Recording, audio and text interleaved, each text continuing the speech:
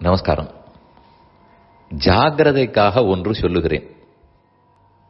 நம்முடைய நேரம் வீணாகக்கூடாது, பயனுள்ளதாக இருக்க வேண்டும். அதில் நம்ம எல்லாருக்குமே கருத்து உண்டு.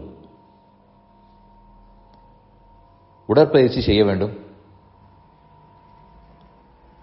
அரை மணி நேரம் பயிற்சி பண்ணுங்கள்னு கற்றுக்கொண்டு வந்திருக்கிறோம். ஒரு யோகா டீச்சர் இடத்துல போனாலும் அவர் கற்றுக் கொடுப்பார். பொதுவாக உடற்பயிற்சி செய்தவர்களும் அதை தெரிந்து கொண்டு செய்வார்கள். பிராணாயாமம் முதலான பயிற்சிகள்லாம் தெரிந்து வைத்திருப்பார்கள்.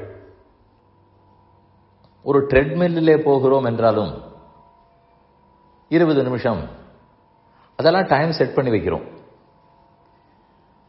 எக்ஸசைஸ் பண்ணும்போதோ, பிராணாயாமம் பண்ணும்போதோ, ட்ரெட்மில்லில் இருக்கும்போதோ, வாக்கிங் போகும்போதோ எப்போது நாம செட் பண்ண நேரம் முடியும் என்றே பார்த்து கொண்டிருப்போம். இன்னும் 2 நிமிஷம் இருக்கிறது, இன்னும் 1 நிமிஷம் இருக்கிறது, இதோ முடிந்து விட்டது. பார்த்தவுடன் அந்த எக்ஸசைஸை நிறுத்தி விடுவோம். இந்த நேரம் எல்லாமே பயனுள்ள நேரம். படிக்கும் போதும் அப்படித்தான். 1 மணி நேரம் புத்தகம் படிக்கிறேன், 3/4 மணி நேரத்திலிருந்தே எப்போது 1 மணி நேரம் முடியும்னு பார்த்து கொண்டிருப்போம். இரவு 7லேருந்து 8 மணி வரைக்கும் பாட புத்தகத்தை படித்து விட்டு சாப்பிட போவேன்.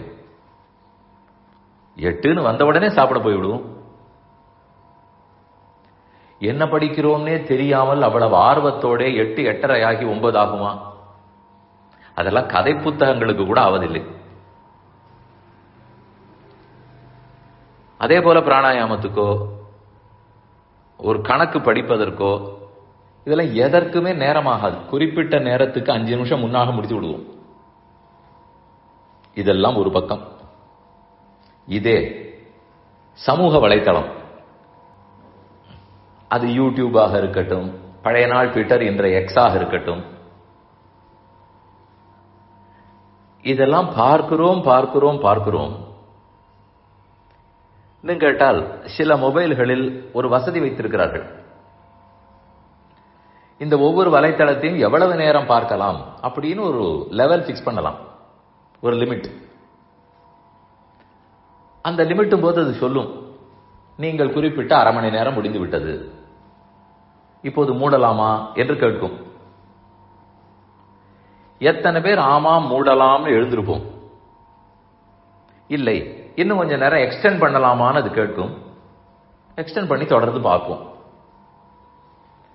பாக்கி இடத்துல எல்லாம் எப்போது செட் பண்ண லிமிட் முடியும் என்று பார்த்து முடித்து விட்டோம். அதெல்லாம் உடம்புக்கு நல்லது, பயனுள்ள நேரம். ஆனால் சமூக வலைத்தளத்தில் என்ன லிமிட் செட் பண்ணாலும் அந்த லிமிட்டை தாண்டி பார்த்து கொண்டிருப்போம். பாதி பேர் லிமிட்டே செட் பண்ண மாட்டார்கள். அப்படியே லிமிட் வைத்தாலும் அதை தட்டி விட்டு பார்த்து கொண்டே இருப்போம். கொஞ்ச நாள் கழித்து அது எவ்வளவு நாள் லிமிட்டான்னு கேட்கும். அது அவ்வளவுதான், கேட்பதையே நிறுத்திவிடும். இத்தனைக்கும் ஒவ்வொரு நாளும் எவ்வளவு நேரம் பார்த்தோம் அப்படிங்கறதே அந்த மொபைலே காட்டுகிறது.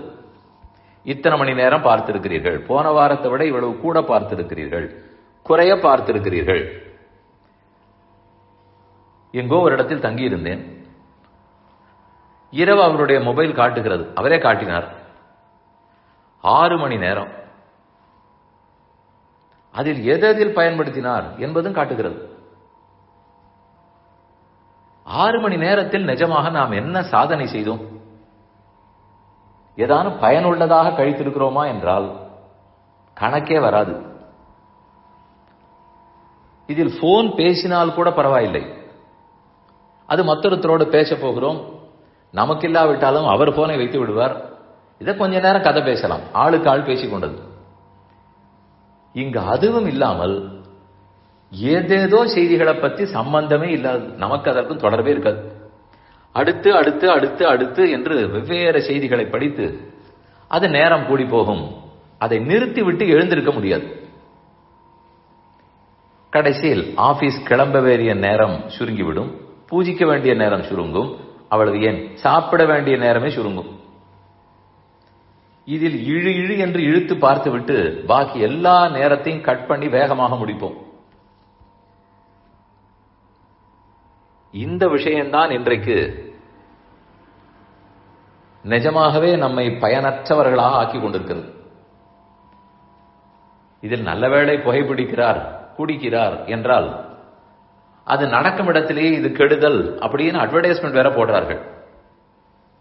ஆனால் இந்த சோசியல் மீடியாவுக்கு இதெல்லாம் கிடையவும் கிடையாது. அதனால் ஒரு புறத்தில் நமக்கு நன்மையே கொடுக்கக்கூடிய, பயன் தரக்கூடிய எக்ஸசைஸோ படித்தலோ பூஜையோ இதுக்கெல்லாம் குறித்த நேரத்துக்கு மேல நாம் செய்வதே இல்லை. ஆனால் இதை பார்க்கும்போது மட்டும் நேரங்காலமே இல்லாமல், லிமிட் இல்லாமல் பார்த்து கொண்டே இருக்கிறோம். எண்ட் ஆஃப் த டே நமக்கே தெரியும் இது வீணாக பார்த்திருக்கிறோம் என்று. அதனால் இதற்கு ஒரே வழி, இந்த நேரத்திலேருந்து இந்த நேரம் என்று லிமிட் செட் பண்ணித்தான் ஆக வேண்டும். அது நம்ம மனதில் இருக்க வேண்டும்.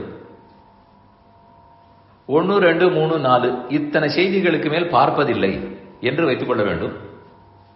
எல்லாத்த விட அந்த செய்திக்கு கீழே இருக்கிற கமெண்ட்ஸை பார்க்கவே கூடாது.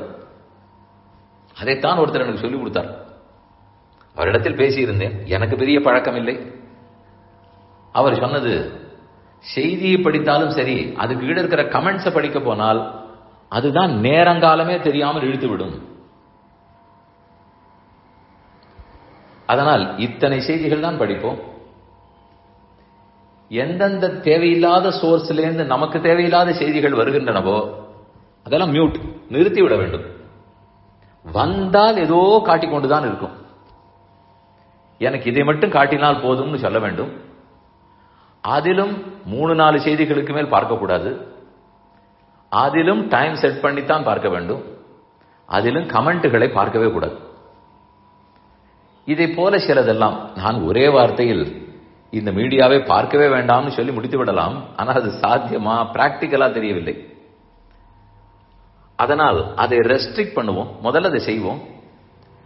நமக்கே இது ரெஸ்ட்ரிக்ட் ஆன பிற்பாடு நேரம் மிச்சப்படுகிறது, அந்த நேரத்தை பயனுள்ளதாக பயன்படுத்துகிறேன்னு தெரிந்து விட்டாலே தானே நிறுத்தி விடுவோம். தேவையானதை மட்டும்தான் பார்ப்போம்.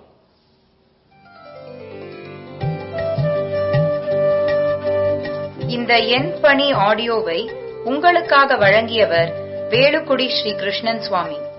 இந்த ஆடியோவை தினமும் உங்கள் மொபைலில் பெற கிஞ்சித் என் பணி KINCHITENPANI